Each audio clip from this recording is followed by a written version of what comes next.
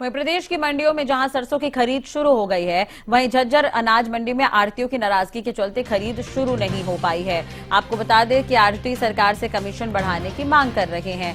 तो कल से सरसों की खरीद शुरू हुई है प्रदेश में, लेकिन झज्जर की अगर हम बात करें तो यहां पर फसल खरीद जो है वो शुरू नहीं की गई है अनाज मंडी में, तो सरसों की खरीद यहां पर नहीं हो रही है।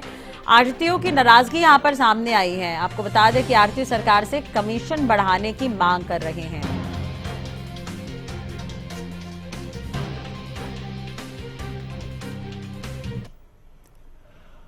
हरियाणा में जो सरसों की खरीद है वो शुरू हो चुकी है, लेकिन झज्जर अनाज मंडी में हम लोग खड़े हैं। यहाँ पर अभी सरसों की खरीद शुरू नहीं हुई। आढ़तियों से हम बात करेंगे। जनाब, पूरे हरियाणा में कहीं ना कहीं जो सरसों की जो खरीद है वो शुरू हो चुकी है, लेकिन झज्जर मंडी में वो अभी तक क्यों नहीं शुरू हुई है? क्या नाराजगी है आपकी सरकार के प्रति? ये आपने एक क्वेश्चन किया कि भी जो सरसों की खरीद किसान की जो पकी हुई है वो आप क्यों नहीं लेते। हाँ, ये सरकार से पूछने का विषय है। हम तो जो भी अपनी दुकान बनाई हुई है पत्रकार महोदय, हमें सिर्फ इसी पर्पज के लिए बनाई हुई है। यहाँ पर जो कि किसान की सरसों आए, गेहूं आए, जो भी जिन्स आए उस पर हमें अब इनकम होए।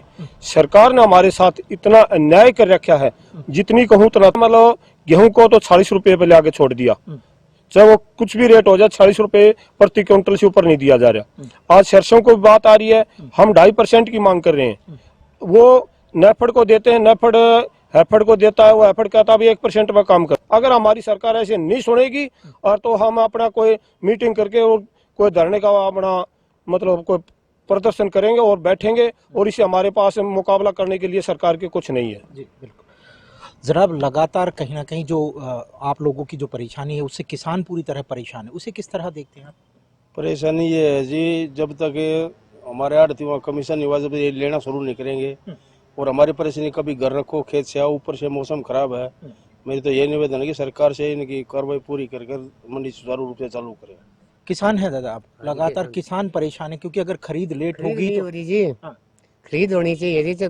जमींदार तो घना मर रहा है ना जी, जो दो भाड़ा लगन लग रहा, घर गेरो फिर लाद दो फिर लियाओ, बहुत बड़ा नुकसान मजा रहा है जमींदार थे जी। इनका सुनाई होनी चाहिए जी, मंडी चलनी चाहिए जी बिल्कुल। मैं आपको एक दृश्य दिखा दूं कि यहाँ पर अमूमन जब सरसों की या फिर अन्य जो भी फसलें हैं उसकी जब खरीद शुरू होती है तो यहाँ पर पैर रखने की जगह नहीं होती।